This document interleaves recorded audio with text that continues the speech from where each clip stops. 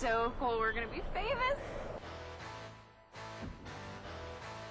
We are at the Fangoria Fest in East Rutherford, New Jersey. This is like the 5th horror and sci-fi convention I've been to in the last few years.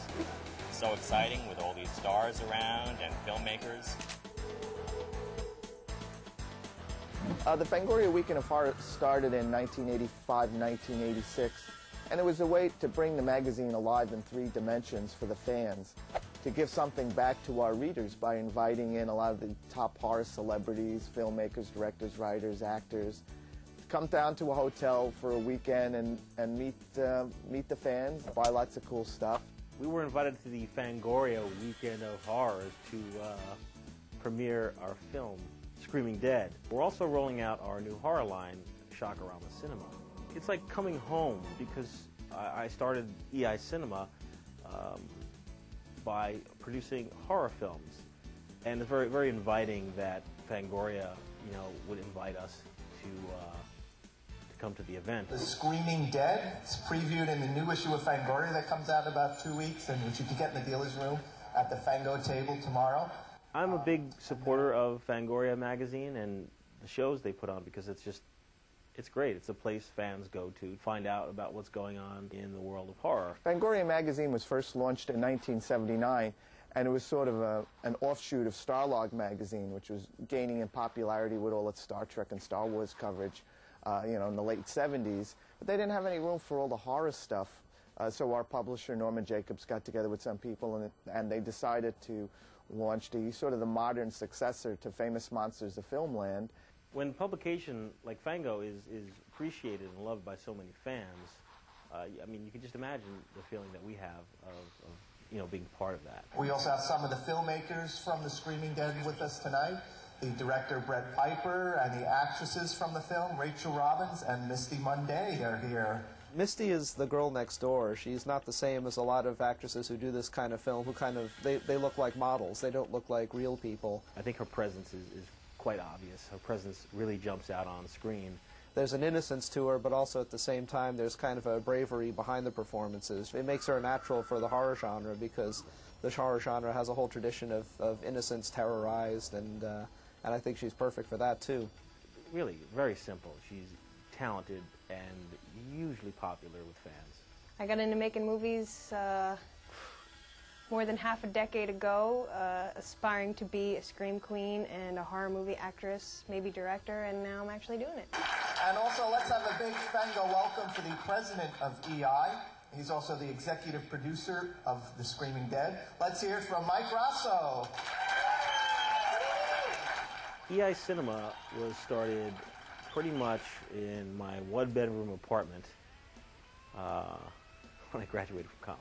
I think a lot of people, when they think of, when they think independent studios that kind of have a brand name, EI is one of the first names that comes to mind. Now I feel the timing is perfect to get back to what I originally intended to do, which was to produce horror films. I'm really thrilled to be here tonight because this is really the official rollout of our Shock-O-Rama cinema line that we've been working so hard on the last few years.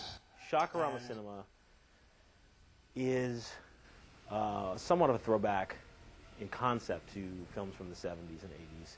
My goal is to make some small movies, and when I say small, I mean low-budget indie horror flicks that have a little bit of bite to them. A large helping of special effects, a large helping of nudity and sex, the winning combination from the early 80s that pulled people into the theaters. I'm really thrilled to present the feature Screaming Dead, directed by Brett Piper, and some trailers. We're trailering Suburban Nightmare, directed by John Keyes, Skin Crawl, directed by Justin Wingenfeld, Dracula, directed by Tony Marsiglia, and Brett Piper's new film, which is currently in production, is called Bite Me, and it is about mutant bugs. I think that Brett Piper working with Shock-O-Rama, us, is a very natural relationship. His sensibilities are very similar to mine in what the concept of Shock-O-Rama is. So really, really glad you guys are here. It really means a lot to me, and I'm thrilled to be launching the line this year. I think it's very exciting that EI is trying to grow with its audience and try something different.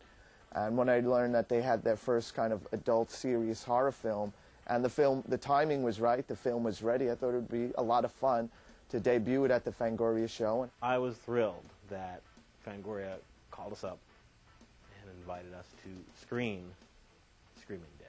It was just the perfect opportunity to show the movie and to get fans excited and jazzed up for the weekend. I thought it was a great way to launch the convention. Today I'm here specifically to see this premiere of Misty Mundae's starring role in the film Screaming Dead.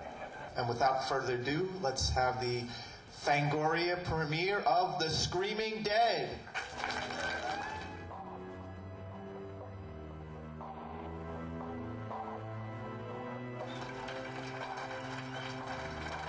It was a really good movie.